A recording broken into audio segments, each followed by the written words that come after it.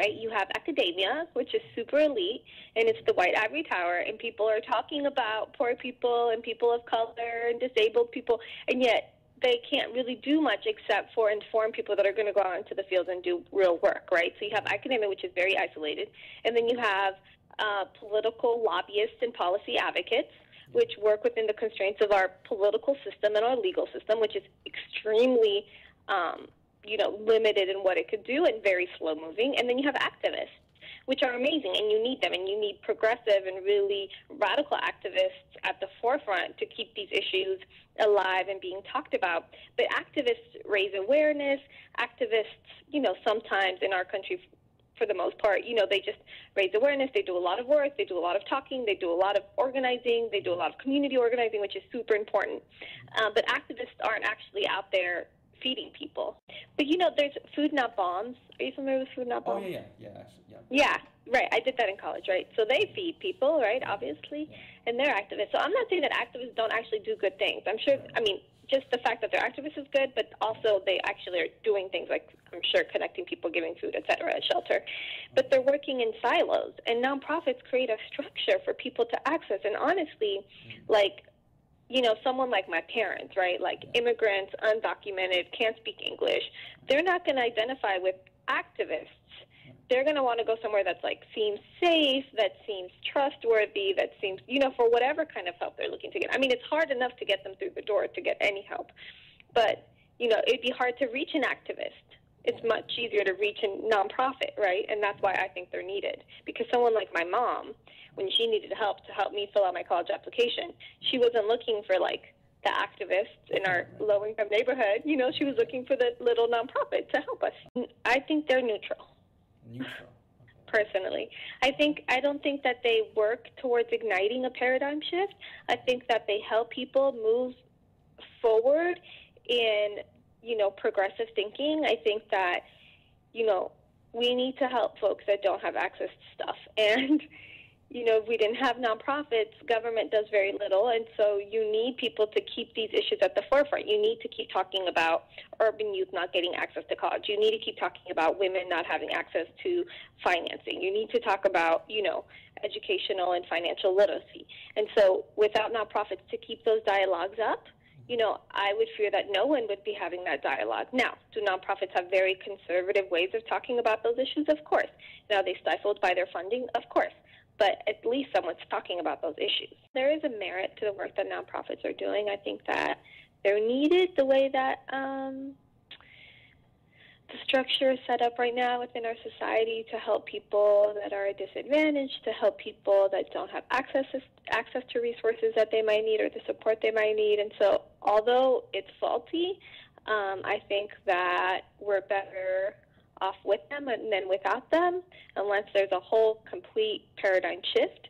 And I think that's another issue. As far as the NGOs, nonprofits, in Haiti in particular, and you can share with us in general if you feel that, are they more helpful to movements or, quote unquote, real change, or do you feel that they're more detrimental to that? Well, before we get into sort of answering it at a level of yes or no, we just want to, Haiti is where the state apparatus has been brought down to its minimum. Okay. So the state is incapable of giving basic services to the population. So in essence, what you have is that the NGOs have become an extension to the state, sort of an independent governance, giving help and services, and sometimes very needy help. So that's why it's not always as easy to say, yes, they are so or they are so and so. But in the final analysis, if you're not training people to become self-independent and self-optimized, then you're really reinforcing the status quo. So that's the real crux of it all. In the cholera epidemic, there are very specific crises that if you don't have NGOs, the overwhelming damage is immense. But then the counter argument and sort of the counter narrative in that sense is also, if these NGOs maybe came in and trained people and so on and so forth. But in the real world, you have to do for yourself.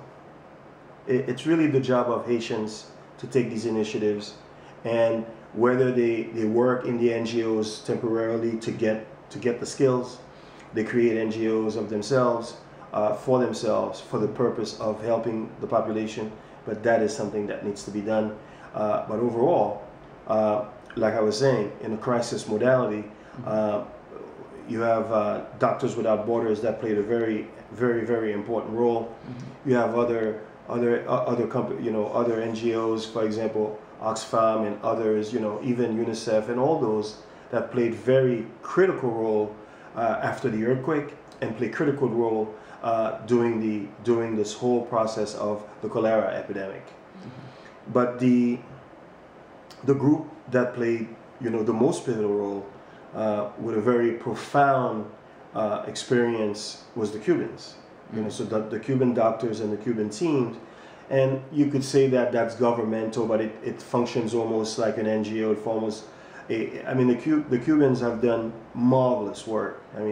They have carried really the torch in helping this population from very beginning to end. As a matter of fact, for people that haven't seen it, there was something in Honduras. As a matter of fact, when Honduras doctors took to the streets and they were asking for the Cubans to leave. And it was the population that responded and said, no, we don't want them to leave. Right. And pretty much what the population was saying was, these people come in, they work. They treat us like human beings. They're not putting in 3 pairs of gloves. So why are you telling them we want them to stay? So as you well can imagine, the profit motive system is really what is at stake. It's not really about services. And what the Cubans have done, which is the Haitian doctors will not do, which is they will go to the ends of the country to give service, to give health, and to provide this kind of service. And sometimes you have the other NGOs that some of them might do it. You've seen, excuse me, I've seen groups of people cleaning water, putting in, a number of different drums, sort of these big little tankers of water, cleaning the water, setting up the system for them, and so on and so forth. So by and large, a society cannot function with 10,000 NGOs. Society has to be self-optimized. It's got to be able to produce for itself.